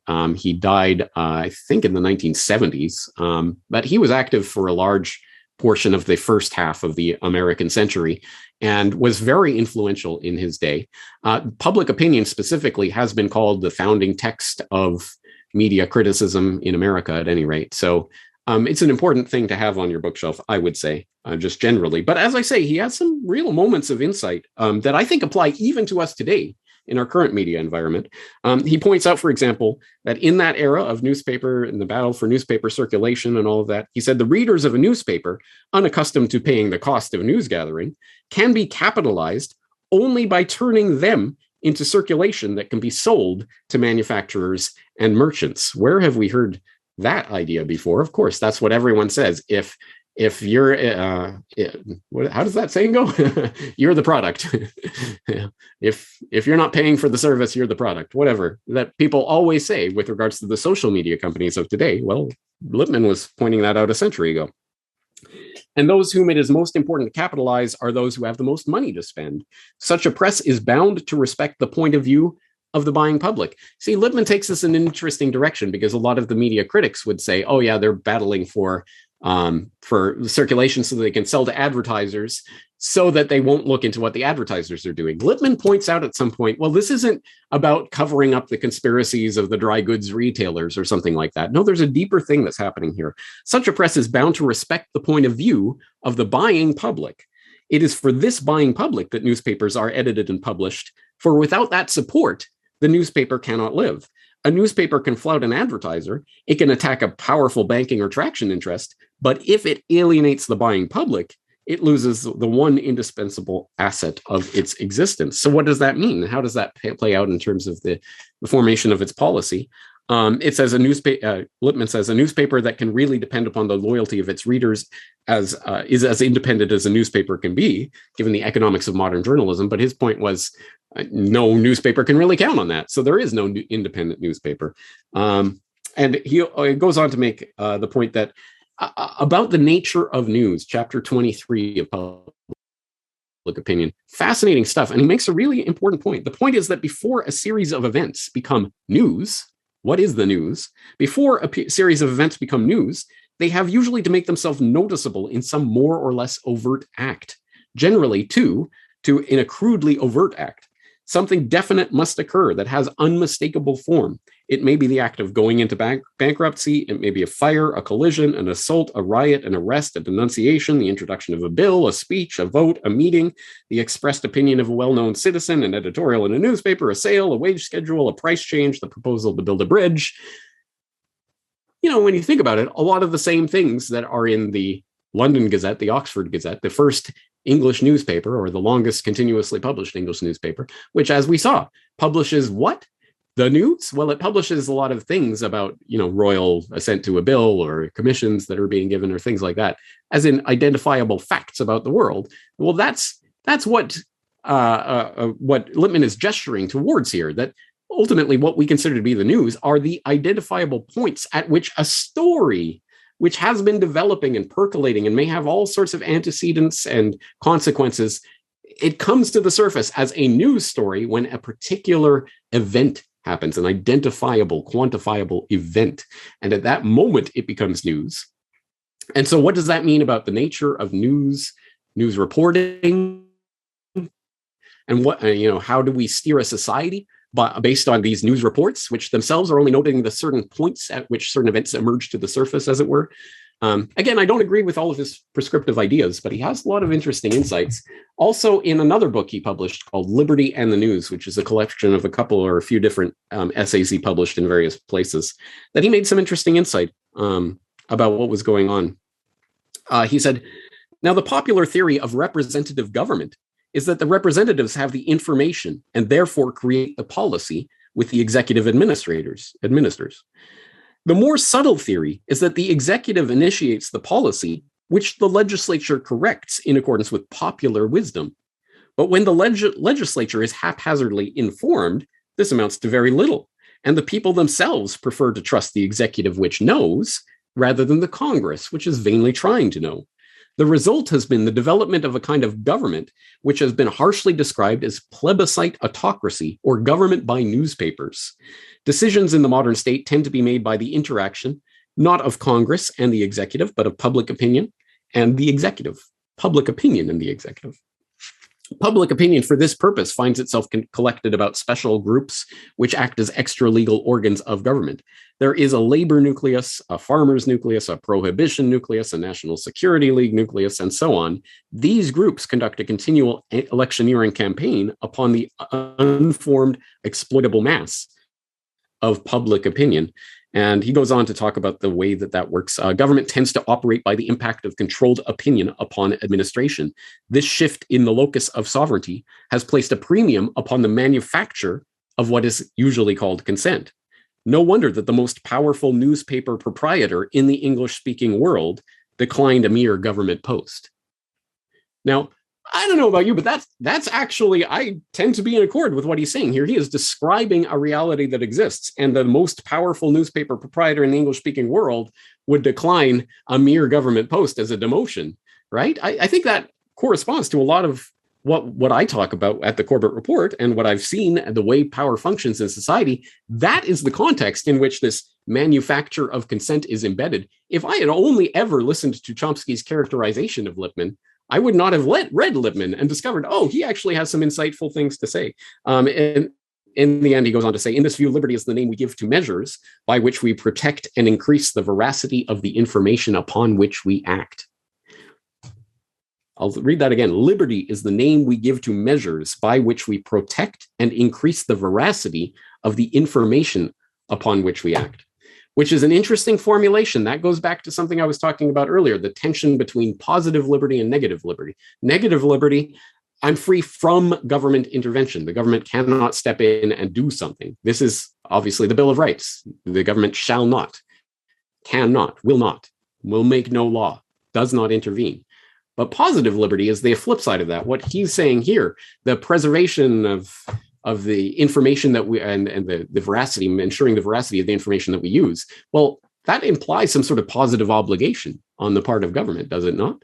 Again, I disagree with some of his pronouncements, but I think his insights into the problem were quite interesting and probably worth your attention if you're interested in this. Let's turn to another critic of the age, the Hutchins Commission, which I mentioned earlier, their final report, Free and Responsible. Oh, let's not jump the gun there, James. Come on. And that's how we end. All right, done. The Hutchins Commission ran from it was formed in 1942. It delivered its final report in 1947. It met a number of times. The actual names of the people involved in this commission, which I should have lying around in a book, which for some reason is on the floor. Why not? An aristocracy of critics. Don't worry, this will be in the recommended reading list at the end, and it will be in the course notes, so you don't need to copy it down now. But an aristocracy of critics, Luce, Hutchins, Niebuhr, and the committee that redefined freedom of the press by Stephen Bates, which is a very, very recent, I believe 2021, book about the Hutchins Commission, which was headed up by Robert M. Hutchins, who was the chancellor of the University of Chicago. And Zechariah Chafee was the vice chairman. He was the professor of law at Harvard. And they were, Hutchins essentially was recruited by Henry Luce, who is not someone we looked at in that media Age of the Moguls slides, but that I did write about in my editorial a few weeks ago on the media moguls. I forget what the exact title of that was, but I did write about Luce, who is a name you should know. He was the founder, the co-founder of Time Inc. He was actually born in China to American missionary parents, and of course attended Yale, as you do, Skull and Bones, as you do, and started Time Inc. with a few of his Yale friends, and parlayed that into the Time Life empire that it became, obviously starting Time Magazine, Life Magazine, Fortune, House and Home, Sports Illustrated, and a bunch of other periodicals that to this day are still circulated. Anyway, I don't know about popular.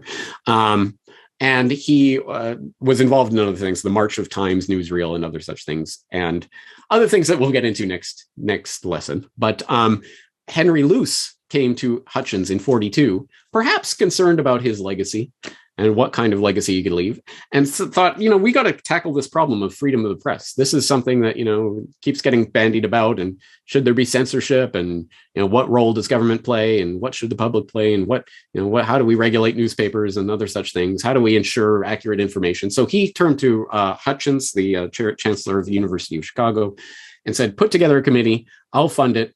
We'll put out a report, settle this thing once and for all, essentially. The story of that committee and the various people that were committed, that were roped into it, is fascinating. It's an interesting panel, actually. Reinhold Niebuhr, the professor of ethics and philosophy of religion, Union Theological Seminary, a name that's still quite popular. People will know. William Hawking of Harvard University, Arthur Schlesinger of Harvard, Archibald MacLeish, the former Assistant Secretary of State. Various other people were involved in the production in this committee. And they came out with that report that I referenced earlier, A Free and Responsible Press, which again, I'll put in the recommended reading, so it'll be there for you. An interesting document. And as Bates talks about the construction of that in the committee meetings and how they decided on what they were going to talk about and how they were going to present it, it was interesting because there was definitely that tension between such things as positive liberty versus negative liberty. And you had a couple of committee members strongly saying, no, the meaning of the First Amendment and what it means that government, will allow free speech is that the government will allow, not just allow, will actually make sure to enforce access to the press of the people. Well, how do you do that? I mean, the government's going to have to step in and actively, make sure that the people have direct access to the press. He would never come out and say exactly what he meant by that. They had other people on the other side of the coin. You had people involved in tangential ways with the industry itself saying, no, we don't want to regulate. So it was an interesting committee, which resulted in this bizarre document that Hutchins was not happy with it. Luce was definitely not happy with it because he ultimately got excluded from the meetings over the years. He had basically nothing to do with it. And at the end, he pretty much disclaimed it and disowned it. But for some reason, despite the fact that it comes out and basically says nothing. It says that the newspapers should regulate themselves and they should adhere to the truth and they should do this and they should do that. But it doesn't really say how, or it makes it explicit. There has to be some sort of government censorship or something, but it does talk in very general terms about the nature of freedom of the press and what that means and other such things. And it is now, the Freedom and Responsible Press is now hailed as a landmark, a touchstone in media criticism, the concept of freedom of the press in America, in the American context. It's still talked about and written about to this day. So it's something worth noting and knowing about. At least give it a glance through. It's on archive.org, so you don't have to buy the book or anything. All right, having said all of that, I think the point is that by the time we got to certainly World War I, we're talking about the zenith of that print revolution that was set in motion by the Gutenberg conspiracy 500 plus years prior. 400 plus years prior. My math isn't good today. So it took about 450 years, I think, for the movable type printing press revolution to really play out in its entirety. And now we have newspapers that are controlling so much of people's minds and attention, and everyone's getting their news about the world from these agencies that are collecting and transmitting them across telegraphic wires, and they're being published and printed and distributed out. And so I think of this as the zenith of print, i.e. it's the absolute, it's the height, it's the most pervasive moment in human history where the ability of someone in a particular office, not just anyone, but someone in with access to the printing press to be able to get that message out to millions of people in a way that never before would have been possible. But as it implies, the zenith of print means that after that point, it starts to decrease, right? So the question is, where does it go? And we'll answer that in a second. But actually, I'll just note this image in particular speaks to so much of what we're talking about today, because this image is of an image that I believe was taken on November 7th, 1918, which you might find odd because, wait, the armistice that ended World War I, German surrender, wasn't actually signed until November 11th, right? Well, apparently, and I didn't know about this till I started researching for this presentation, but apparently there was a fake report that went out that the war was over, armistice signed, it's done, Germany surrendered, it's, yay. And it got published all over the newspapers, and there were celebrations all over the United States. War is over, Germany surrenders. Turns out it was fake news. I mean, it did happen 4 or 5 days later, but there was that gap in which people were celebrating the end of a war that had not actually ended. And that, in fact, if you did read Public Opinion, you'll note that Lippmann makes mention of that in one of the early chapters. He talks about that moment where people are celebrating the end of a war that is actually still ongoing. Anyway, it's just an interesting thing to think about when we talk about the the incredible power of media over our minds. The media shapes our understanding of the world and what we think is happening in the world. But if this is the zenith of print, what comes next? Of course, the next technological development, the radio revolution. And it is on that note that we will leave you on the cliffhanger for today, to be continued in our lesson next week. But before we get into that, I just wanted to put up the recommended reading. These are some of the texts that I talked about today, and some that I didn't talk about today. The Areopagitica by John Milton, obviously available on Gutenberg.org. Right? How interesting. Liberty in the News by Walter Lippmann, Public Opinion by Walter Lippmann, Free and Responsible Press by the Hutchins Commission, An Aristocracy of Critics by Stephen Bates, The Grey Lady Winked by Ashley Ridsberg, The Tyranny of Words by Stuart Chase. That was a book I talked about in episode 357 of the Corbett Report on the tyranny of language as a weapon, I believe was the name of that episode.